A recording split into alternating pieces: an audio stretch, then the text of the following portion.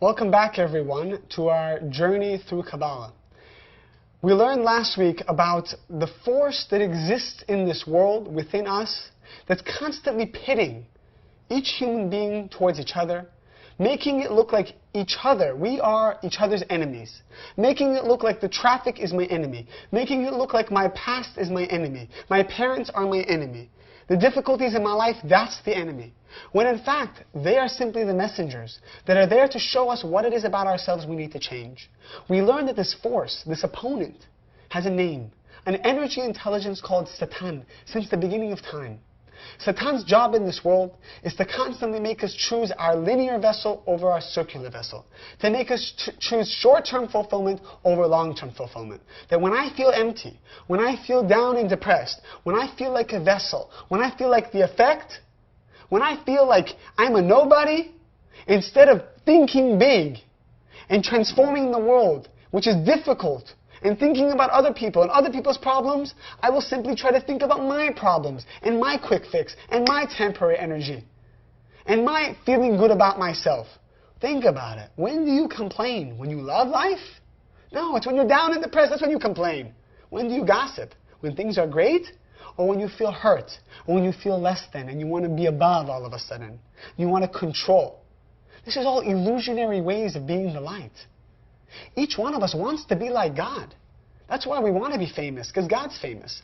We want to be comfortable, because God's comfortable. We want to be healthy, because God's healthy. We want to be beautiful, because God's beautiful. But the way we go about it, it's wrong. The way we go about it is we keep bringing the light, but it keeps leaving us, because it's linear. The way to be like God is to let go of my position of trying to be like God in this moment. Why do we like to control? Because God's in control. But the more you're a control freak, the less you're like God. It's a paradox. The way to be like God is to let go of control, because now you're really in control. By letting go of control, now you are in control of yourself, of your behavior and your emotions. And don't worry, the light will be there providing for you. What light? I don't see the light. Yes, that's Satan's voice telling you don't see the light. The energy and intelligence is there. Do you see radio waves in the room right now? No, but they exist. They exist. The force of the light also exists around you. Certain special people in this world can see it, by the way. They can see auras. They can feel energy. And by the way, we are attracted physically, emotionally, spiritually to people who are connected to the light.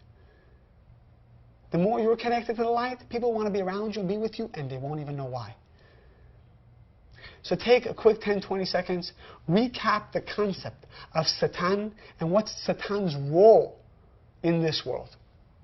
Welcome back, everyone. So now we're going to go to yet again another tool. So we're going to learn more and more tools about how we can bring miracles and wonders and the light of the Creator into our circular vessel and being true control over our life. Not this fake control that people can see right through, and eventually we feel like we're not in control at all. So one of the tools that we learned, again, was recognition of our tikkun. Another tool that we learned is simply pausing and not being reactive to our robotic behavior when we feel that we have to do something just to get a little energy to fill ourselves up. We learn pause, restrict, and let the light in. Feel the light within you, giving you energy and strength. And that light eventually will manifest as the physical pleasures we're looking in life. And it will, and we must have certainty in that. Another tool that I want to share with you is something called receiving for the sake of sharing.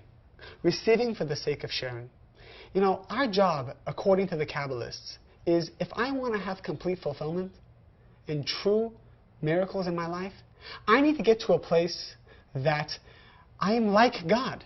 I act like God acts. Now, God is a pure sharing force. That's all God is, pure sharing. Okay? How can I be like God? I'm a vessel. I was born to receive. I can never be pure sharing. Even if I'm sharing with people, even if I'm sharing love, sharing money, sharing anything, I'm always going to have some kind of agenda and something I want to get back. I want to get respect back. I want to get a favor back. I want to thank you. I want to feel good about myself. Right? When we feed the children that are hungry and we see the tears streaming down their eyes, we feel good. We feel good about ourselves. We get something back. So we can never truly be 100% givers. We're always going to be receiving something back. But the Kabbalists revealed a very powerful secret. They said, our job isn't to be just givers. It's good enough if we can receive for the sake of sharing. Receive for the sake of sharing. What's the problem in our existence? That everything that we usually get, from food to any kind of energy, any kind of 1% physical things in life, if it's we buy a television, we get clothes, we get compliments, we get a job, we make money, we bring wealth into our lives. It's usually receiving for myself alone. And every time I'm receiving from myself alone, it goes to my linear vessel and it causes me chaos. That's what happens every time. But the Kabbalists share that if I can always receive with the consciousness that I'm going to use it for sharing, and then it's followed by an action of sharing, now that energy, the physical thing I brought into my life, will actually bring me blessing. It will actually enter into my circular vessel. For example, when you go and get a job and you start bringing in a lot of money, why are you making money? Oh, well, so I can support myself and support my kids. Look, I'm sharing with my kids, I'm sharing with my wife. Wrong. Your kids and your wife is still an extension of you. So if you're just making money for you and your respect and your position and your future and your investments, then the money is going to go to the linear vessel. Somehow you're going to lose it. Or someone will get you into a lawsuit, God forbid, or a car accident, God forbid. Something will happen where the money will go away. Look at the world today. How many people lost everything that they had? The reason is for years and years and decades, they were accumulating wealth into the linear vessel. They didn't know how to use it for the sake of sharing. Every time we receive something and we meditate that it's for the sake of sharing, and we use it to share with others as well as receive for ourselves, we bring protection to that thing. We bring protection to that physical thing that we want to receive. When you go to the grocery store and you buy an apple, when you buy some fruit, why are you buying it? Oh, because I'm hungry. Wrong. If you buy it with the meditation of I'm just hungry, it's going to go to your fat. It's going to cause a lack of health, a lack of nutrition somehow. It's going to go down the wrong pipe. Why? Because if we're just receiving for ourselves, my hunger, my fulfillment, linear vessel. So as you're buying the apples, what are you supposed to think about? You're supposed to think about, wow, with this energy, I can share more with people. I will have strength to give back to the world. I will have strength to go to work and give energy to my company, to give energy to my kids. It's very subtle, but you need to think that. What is your consciousness when you receive? Why are you listening to this tape right now? Why are you listening to my voice? Why are you studying Kabbalah? Because, I just need to learn Kabbalah. I want to feel good. I want to feel spiritual. Or, the reason why I'm listening to this class is because I want to use it in my life. Are you going to use these concepts in your life? Are you using it in your life? Because if you're just listening to information, even though it's Kabbalah, and it's powerful, and it's fascinating, it's information and energy that just goes to the linear vessel. So then it becomes religion. It becomes religiosity. I'm just hearing things that I like, but I'm not changing who I am. I'm not sharing with this information I'm using. If I change who I am, that's also sharing. I'm sharing with the world. The world wants to see me be a different person. Every time I'm selfish, I'm hurting everybody around me. My kids, my spouse, my friends. Every time I put myself first, they're getting hurt. Receiving for the sake of sharing is so powerful.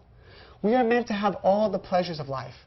You should have the best vacations, the best cruise, the nicest cars. I remember first time I was a Kabbalah student about 8, 9 years ago.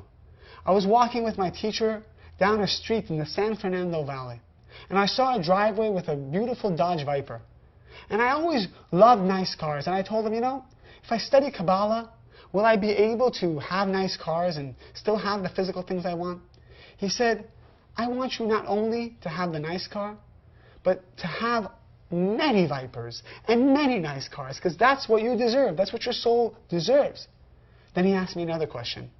But if you have 10 Ferraris or Vipers in your driveway, how are you going to use it for the sake of sharing? Then I realized, it's not about having 10 Ferraris. I need a car that will help me be a sharing person. Of course, maybe it needs to be a comfortable car. Maybe it needs to be a luxurious car. Maybe that's what you need. But are you using it with the consciousness of sharing? Or are you using it just for yourself to look good and drive down Rodeo and have people look at you and say, wow, what a nice car? Or go down to a club and have people see you in your car? Is that why you have a nice car? Because if it is, It's going to be a short circuit somehow. Someone will key it, someone will hit it, God forbid. But linear energy ends, which means the car energy will end. Take a moment right now and share with the person next to you. What are some areas in your life, or share with yourself, what are some areas in your life that you can receive for the sake of sharing? Or maybe you're receiving for yourself alone, but now you will meditate on receiving for the sake of sharing with others. And most likely, outside of your inner circle of family. How will you benefit people outside of that? Take a moment. Welcome back. And as we conclude our class on receiving for the sake of sharing, I just want to make sure I mention one more thing. Everything in our life that we have is in a state of potential almost. Because maybe everything we have is linear at this moment.